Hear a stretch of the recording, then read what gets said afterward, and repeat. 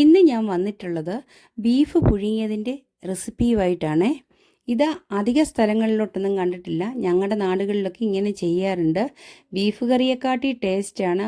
വളരെ കുറച്ച് ചേരുവകൾ, അതും റോ ആയിട്ടുള്ള ചേരുവകൾ മാത്രം വെച്ചിട്ടാണ് നമ്മൾ ഈ ബീഫ് പുഴുങ്ങിയെടുക്കുന്നത്. മസാലകളൊക്കെ വളരെ കുറച്ചേ ഉള്ളൂ, അധികം ഒന്നുമില്ല കേട്ടോ.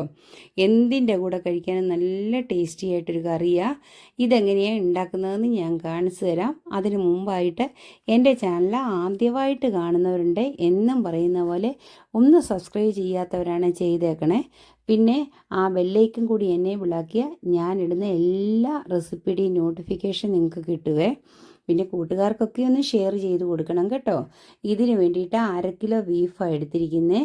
ഒരു വലിയ കഷ്ണം ഇഞ്ചി ആ നീളത്തിൽ അരിഞ്ഞെടുത്തിട്ടുണ്ട്. എല്ലാം പച്ചയായിട്ട് തന്നെ ഇട്ട് കൊടുത്താൽ മതിയേ. പിന്നെ ഒരു 6 ചില വെളുത്തുള്ളി അതുപോലെ തന്നെ നീളത്തിൽ അരിഞ്ഞത്, പിന്നെ ഫ്രഷ് ആയിട്ടുള്ള കറിവേപ്പില. മുളക് പൊടി നമ്മൾ ചേർക്കുന്നേയില്ല, അതിന് പകരമായിട്ട് ചേർക്കുന്നത് പച്ചമുളകാണ്. ആ പച്ചമുളകിൻ്റെ ടേസ്റ്റാണ് ഇതിന് മുമ്പിൽ നിൽക്കേണ്ടത്. പിന്നെ കുറച്ച് സവോള, ചെറിയ ഉള്ളി കൂടുതൽ ചേർത്താൽ കുഴപ്പമില്ല കേട്ടോ, അതുകൊണ്ട് സവോള അങ്ങ് കുറയ്ക്കാം. പിന്നെ ഇനി ചേർക്കാനുള്ള കുറച്ച് പൊടികളാണ്. മഞ്ഞൾപ്പൊടി ചേർത്ത് കൊടുക്കുന്നുണ്ട്. പിന്നെ കുരുമുളകാണ് ഇതിൻ്റെ മെയിൻ ചേരുവ.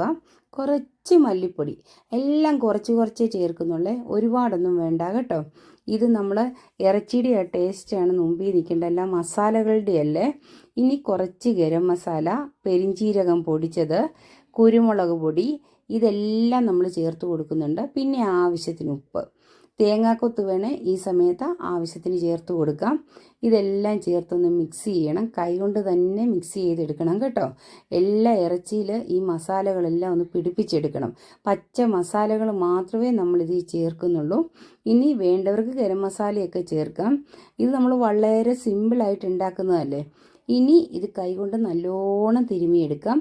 ഈ സമയത്ത് ഞാൻ കുറച്ച് തേങ്ങാക്കൊത്തും കൂടി ഇട്ട് കൊടുക്കുന്നുണ്ട് കേട്ടോ. ഒരു ടേസ്റ്റിന് വേണ്ടിയാണ് തേങ്ങാക്കൊത്ത്, വേണ്ടവർ ചേർത്താൽ മതിയേ. ഇനി ഇതെല്ലാം കൂടി നല്ലോണം തിരുമി പിടിപ്പിച്ച് കഴിഞ്ഞിട്ടുണ്ടല്ലോ, കുറച്ച് വെളിച്ചെണ്ണയും കൂടി ഒഴിച്ചു കൊടുക്കണം. എന്നിട്ട് അതൊന്നുകൂടി നല്ല പിടിപ്പിച്ച് ഒരു 1/2 മണിക്കൂർ വെക്കണം കേട്ടോ. എന്നാൽ നല്ല ഈ മസാല ഒക്കെ ഒന്ന് പിടിച്ച് വരും. നല്ല പച്ചമസാലയുടെ മണമൊക്കെ വരുന്നുണ്ട്. ഇനി ഞാൻ ഇതിലോട്ട് ചേർക്കുന്നത് കുറച്ച് ഗരം മസാല, ലാസ്റ്റാണ് ഇത് ചേർക്കുന്നത്. കുറച്ച് മഞ്ഞൾപ്പൊടിയും കൂടെ ചേർക്കുന്നുണ്ട്. ഇത് രണ്ടും കൂടെ ചേർത്തതിന് ശേഷം ഒന്നുകൂടെ ഇളക്കി യോജിപ്പിച്ച് നമുക്ക് മാറ്റി വയ്ക്കാവേ. ഇത് നല്ല ഹെൽത്തിയാന്ന് പറയാൻ കാര്യം എന്താണെന്നറിയാവോ? ഈ സമയത്ത് കുറച്ച് എണ്ണ ചേർത്താണ് ഇത് ഇളക്കി വെക്കുന്നത്. പിന്നെ നമ്മൾ ഇത് വാങ്ങിയതിന് ശേഷം കുറച്ച് വെളിച്ചെണ്ണയും കൂടെ ചേർക്കുന്നുണ്ട്. പച്ചയായിട്ട് തന്നെ അത് ചേർത്ത് കൊടുക്കുന്നത്. നമ്മൾ സാധാരണ ബീഫ് കറിക്കൊക്കെ വെക്കുന്ന പോലെ താളിച്ചൊന്നും കൊടുക്കുന്നില്ല കേട്ടോ.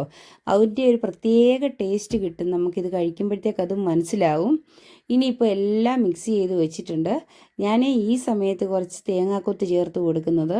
ഞാൻ പറഞ്ഞില്ലേ, തേങ്ങാക്കൊത്ത് ഓപ്ഷനില്ല, നിങ്ങൾക്കൊക്കെ ഇഷ്ടമുണ്ടെങ്കിൽ മാത്രം ചേർത്താൽ മതി. എനിക്ക് തേങ്ങാക്കൊത്ത് ചേർക്കുന്നത് ഇഷ്ടമാണ്, അതുകൊണ്ടാണ് ഞാൻ ഇതിൽ ചേർത്ത് കൊടുക്കുന്നത്. ഇപ്പോൾ മിക്സിംഗ് ഒക്കെ ഏകദേശം പാകമായി. ഇനി എല്ലാം കൂടി ചേർത്തതിന് ശേഷം ഒന്നുകൂടി ഇളക്കി കൊടുക്കാം. ഞാൻ കുറച്ച് വിളവ് കുറഞ്ഞ തേങ്ങയാണ് എടുത്തിരിക്കുന്നത്. ഇത് കടിക്കാനൊരു രസത്തിനാണ് കേട്ടോ. സാധാരണ മൺചട്ടി വേണേലും നമുക്ക് ഇതുണ്ടാക്കിയെടുക്കാം. മൺചട്ടിയിലാണ് നല്ല ടേസ്റ്റ് ആയിരിക്കുവേ. ഇപ്പം നമ്മുടെ കറി റെഡി ആയിട്ടുണ്ട്. ഞാൻ കുക്കറിൽ ഒരു 6 വിസിൽ അടുപ്പിച്ചപ്പോഴത്തേക്ക് ഇത് വെന്ത് കിട്ടിയിട്ടുണ്ട്.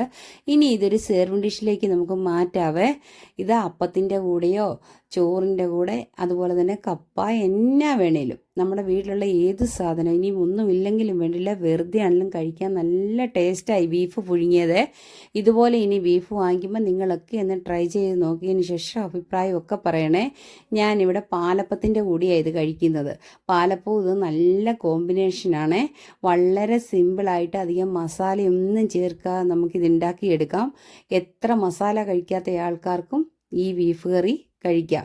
ഇത് പുഴുങ്ങിയെടുക്കുക കേട്ടോ. ശരിക്കും പറഞ്ഞാൽ ഇനിയിപ്പോൾ ഈ മസാലകളൊക്കെ ഒഴിവാക്കണമെങ്കിൽ ഇതിനകത്തുനിന്ന് ഗരം മസാല ഒക്കെ ഒഴിവാക്കാം. പട്ടയോ ഗ്രാമ്പുവോ ഒക്കെ ഓരോ കഷ്ണം വെച്ച് ഇട്ട് കൊടുത്തേച്ചാൽ മതി. ഇപ്പം കറിയുടെ കളറ് തന്നെ കണ്ടില്ലേ. ഇനിയിപ്പം അപ്പം ചുട്ട് വെച്ചിട്ടുണ്ട്, അതിൻ്റെ കൂടെയാണ് ഞാനിത് കഴിക്കുന്നത്. നല്ല ടേസ്റ്റ് ഉണ്ട് കേട്ടോ. എല്ലാവരും ഇതൊന്ന് ട്രൈ ചെയ്ത് നോക്കണം. നിങ്ങൾക്ക് ഇഷ്ടപ്പെട്ടെങ്കിൽ അഭിപ്രായങ്ങളൊക്കെ അറിയിക്കണം കേട്ടോ. എൻ്റെ ചാനലിൽ ഇതുപോലത്തെ ഒരുപാട് വീഡിയോകൾ അപ്ലോഡ് ചെയ്തിട്ടുണ്ട്. സമയം കിട്ടുമ്പം എല്ലാവരും ഒന്ന് പോയി കാണണേ. ഇതുപോലെയുള്ള ചെറിയ ചെറിയ റെസിപ്പികളുമായിട്ട് ഞാൻ ഇനിയും വരുന്നതായിരിക്കും. നിങ്ങൾക്കെല്ലാം വേഗത്തിൽ ഉണ്ടാക്കാനും ഈസി ആയിട്ടുള്ളതും. അതുകൊണ്ട് എല്ലാവരും എൻ്റെ ചാനൽ ഒന്ന് സബ്സ്ക്രൈബ് ചെയ്യണം കേട്ടോ. പാലപ്പം ഉണ്ടാക്കുന്ന റെസിപ്പി ഞാൻ നേരത്തെ ഇട്ടിട്ടുണ്ട്. അവൽ വെച്ചിട്ട് പാലപ്പം ഉണ്ടാക്കുന്ന റെസിപ്പി ആയിട്ടിരിക്കുന്നത്. നോർമലായിട്ടുള്ളതും ഉണ്ട്, പക്ഷെ തേങ്ങ ചേർക്കുന്നതിനെക്കാട്ടി അവൽ വെച്ചിട്ടുണ്ടാക്കുന്ന നല്ല രുചി. എല്ലാവരും അതുപോലെ ഒന്ന് ട്രൈ ചെയ്ത് നോക്കിയിട്ട് ഈ ബീഫ് പുഴുങ്ങിയത് ഉണ്ടാക്കണം കേട്ടോ. ഇനി വേറൊരു വീഡിയോയിൽ കാണാം. Okay, bye.